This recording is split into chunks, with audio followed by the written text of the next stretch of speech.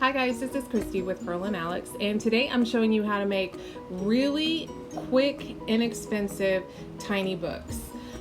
This is not an original idea. I know that I saw this idea on Pinterest many years ago, but I cannot remember where the blog was that I found it. For the book pages, we're going to use a little notepad. I got these at Dollar Tree and I just used one little section of them. Then cut the notepad down to the size of book that you want, keeping the glue strip that's holding the pages intact. Go slow here. It takes a little bit to cut through these pages.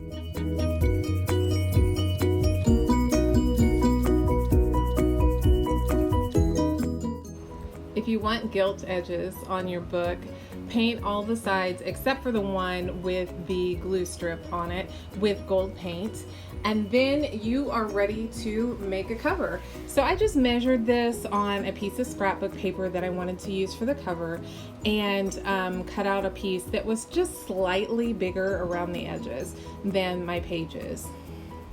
You can see there, I folded it around the book and then just made a little indent so I would know where the spine would go. Now I used hot glue for mine because I wanted them to be done quickly, but you can use any kind of glue you have around. I put some on the spine, pressed it down, and then put some on those front pages and pressed the covers down. And there you have it. 3 really adorable tiny books.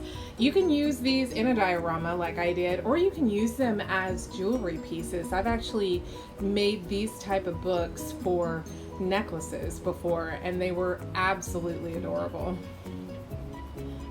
I hope you give this a try.